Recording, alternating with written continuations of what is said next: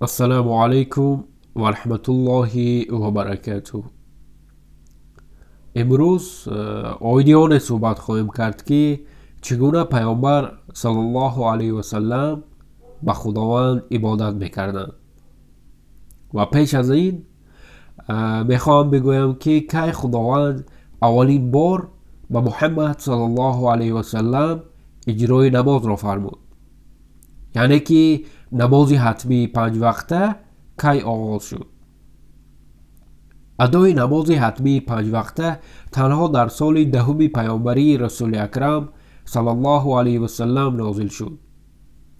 پیش از این دیگر نماز بود که آن حتمی نبود، بلکه هر کسی میخواست که با الله نزدیکتر شود این نماز را بخواند. این نماز را پیامبر صلی الله علیه و سلم و صحابگان هنگام شب میخواندند و بعد از آن که نماز حتمی 5 وقته نازل شد، پیامبر صلی الله علیه و سلم آن را با طور خاص میخواندند و به صحابگان نیز میگفتند که همچنین باید کرد.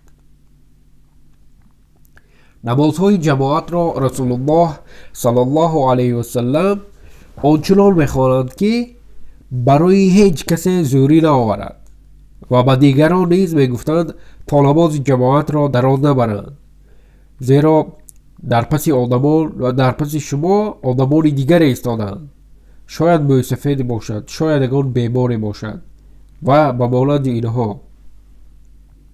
یعنی نماز جماعت را تنها به همین خاطر رسول الله صلی الله علیه و سلم آنقدر دراز نمیخواندند، ولی هنگام شب وقتی خود در تنهایی نماز تهجد میخواندند، آنها پیامبر صلی الله علیه و سلم خیلی سوره های دراز، خیلی دعاهای دراز میکردند، حتی تا جای آمده میرسید که پایهای مبارک ورم میکرد، زیرا خیلی نمازهای طولانی میخواندند.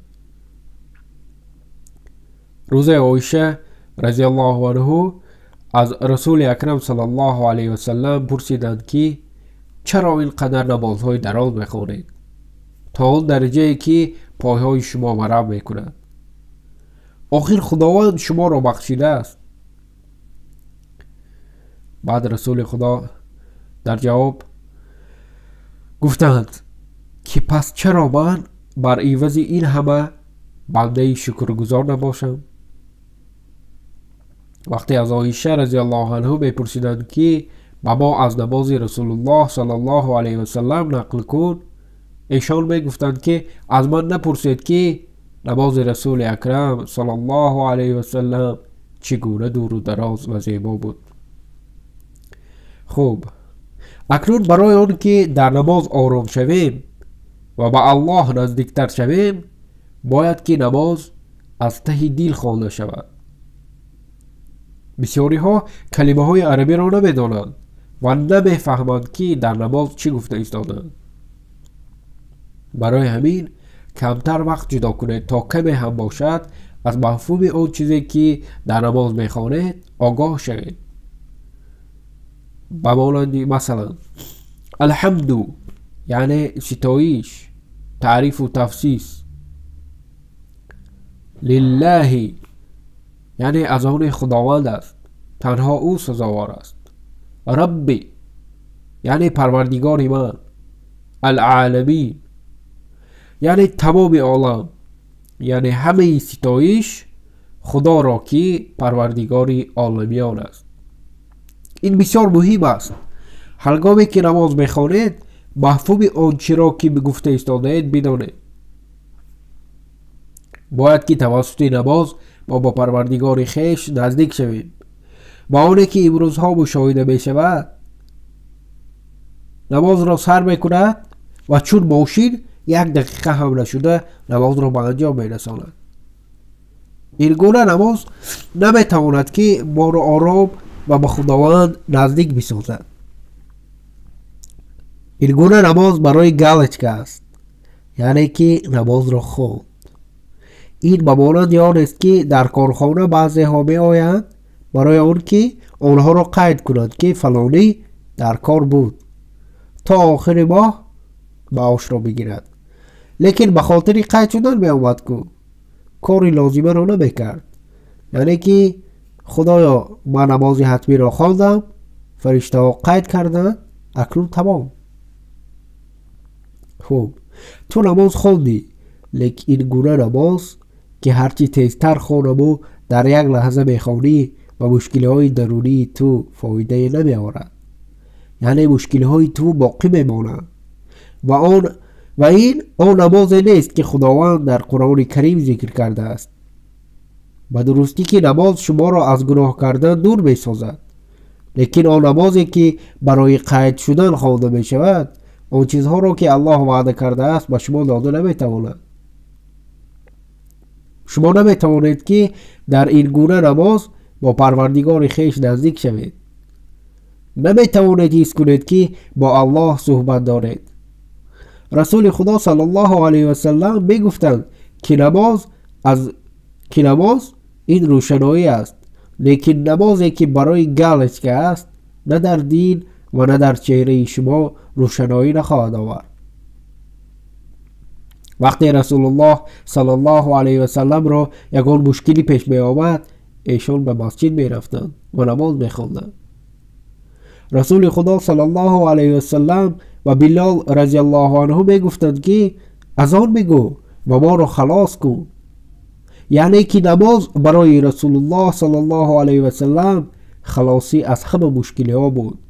پیامبر صلی الله علیه و سلم خیلی نماز را دوست می داشتند و نماز برای ایشان سبوکی می آورد. نماز برای ما دوست داشته نمی شود، راحت نمی آورد تا آن دمی که ما آن را برای گالچ می خوانیم، یعنی در 5 ثانیه. بعضی ها وقتی رکوع می کنند حالا قامتشان راست نشده الکی به سجده می روند و هنگام سجده کردن نیز همین طور. آخر بعد از رکوع قامت را راست کنید و 1 ثانیه بایستید. برای خود وقت جدا کنید و حد اقل 1 مرتبه از اول تا به آخر معنی آنچه را که در نماز میخوانید برای خود بفهمید، زیرا این برای مسلمان خیلی مهم است. اگر نماز را آهسته هم بخوانید لیکن از معنای آنچه که گفته ایستاده اید بخبر باشید، این گونه نماز هم نمیتواند برای شما آرامی بیاورد. برای همین التماس حد اقل 1 مرتبه در حیات وقت جدا کنید و از مفهوم همه آن چیزهایی که در نماز بخوانید آگاه باشید، آنها را درک کنید. حاضر برای شما از آن چیزهایی که در نماز خوانده می شوند با مفهوم آنها برایتان بیان خواهیم کرد و امیدواریم که در ذهن شما جای بگیرد و کوشش کنید که اینها را فراموش نکنید. الله اکبر یعنی که خدا بزرگ است.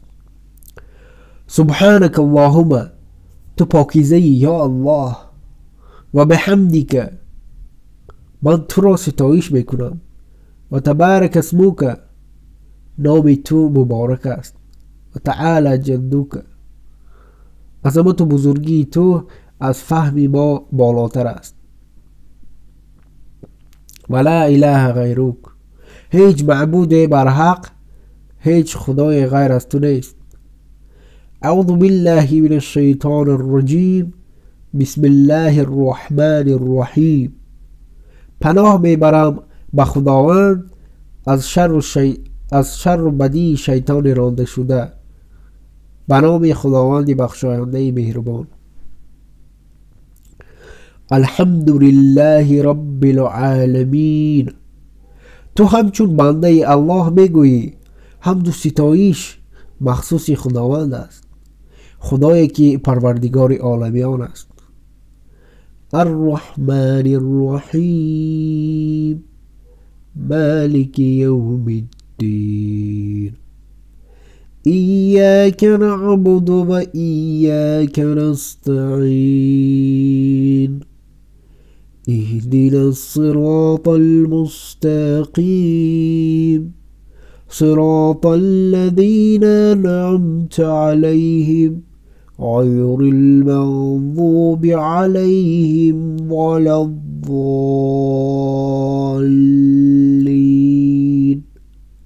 خداوند بخشنده و مهربان، صاحب روز جزا، تنها تو را می پرستم و تنها از تو یاری می جویم. ما را به راه راست هدایت کن، راهی کسانی که آنها را شایسته نعمت خود ساختی، نه کسانی که بر آنها غضب کردی و نه گمراهان. بعد از این یک سوره را بخوانید که مفهوم آن را بدانید.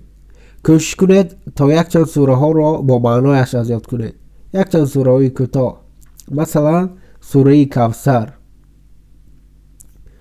إنا أعطيناك الكوثر فصل لربك ونحر إن شانئك هو الأبتر.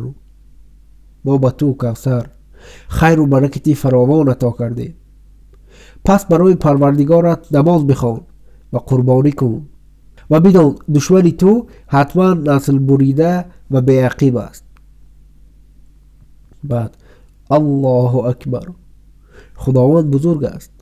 سبحان ربی العظیم، خدای بزرگ خود را از هر عیب پاک میشمارم. سمع الله لمن حمده، خداوند شنونده سپاسگوینده خود است. ربنا لك الحمد، پروردگارا حمد و سپاس مخصوص تو است. وقتی رکوع میکنید بسیار با دقت باشید، زیرا اکثرا به نظر میرسد که چگونه برادران به رکوع میروند و قامت خود را با پورگی راست نکرده میبینی که الکی در سجده. این گونه نماز برای شما آرامی نمی آورد. سراسیمه نباشید. بعد به سجده می روید و با تمام دست و روی نزد پروردگار سجده می کنید. سبحان ربی الاعلی، خدای خود را که از همه بالاتر و برتر است از هر عیب پاک می شمارم. هنگام سجده کردن نیز سراسیمه نباشید. وقتی از سجده سر خود را برداشتید کمتر ایستید و بعد به سجده دوم بروید. بعد در رکعت دوم: التحیات لله والصلوات والطیبات، السلام علیک ایها النبی و رحمت الله و برکاته، السلام علینا و علی عباد الله الصالحین، اشهد ان لا اله الا الله و اشهد ان محمدا عبده و رسوله. درود و سلام، صلوات ها و نیکی ها مخصوص خداوند است. درود و سلام و رحمت و برکت های خدا بر تو باد ای پیامبر. سلام بر ما و بر بندگان نیکوکار خدا. در حقیقت گواهی می دهم که غیر از خداوند معبود نیست و او شریک ندارد و در حقیقت گواهی می دهم که محمد بنده و پیامبر خداست. اللهم صل على محمد وعلى آل محمد كما صليت على إبراهيم وعلى آل إبراهيم إنك حميد مجيد. اللهم بارك على محمد وعلى آل محمد كما باركت على إبراهيم وعلى آل إبراهيم إنك حميد مجيد. بار الله بر محمد و خاندان محمد درود بفرست، همان طوری که بر ابراهیم و خاندان ابراهیم درود فرستادی. تو لایق سپاس و صاحب بزرگی هستی. بار الله به محمد و خاندان محمد برکت ها بده، همان طوری که بر ابراهیم و خاندان ابراهیم برکت ها دادی. تو لایق سپاس و صاحب بزرگی هستی. اللهم اغفر لي ولوالدين والجميع المؤمنين والمؤمنات والمسلمين والمسلمات برحمتك یا ارحم الراحمین. بار الله بیامرز گناهان مرا و پدر و مادرم را و همچنین گناهان تمام مردان و زنان مؤمن و مسلمان را با رحمتت ای مهربانترین مهربانان. السلام علیکم و رحمت الله گویان نماز خویش را به اتمام میرسانید. پیش از آنی که به خواندن نماز شروع کنید کمتر ذکر کنید. این شما را آماده می سازد تا وقت نماز فکرتان پریشان نشود. هنگام نماز خواندن فکر کنید که این گویا آخرین نماز شما است و آن را از ته دل ادا نمایید. خداوند نگهبانتان باشد. السلام علیکم و رحمت الله و برکاته.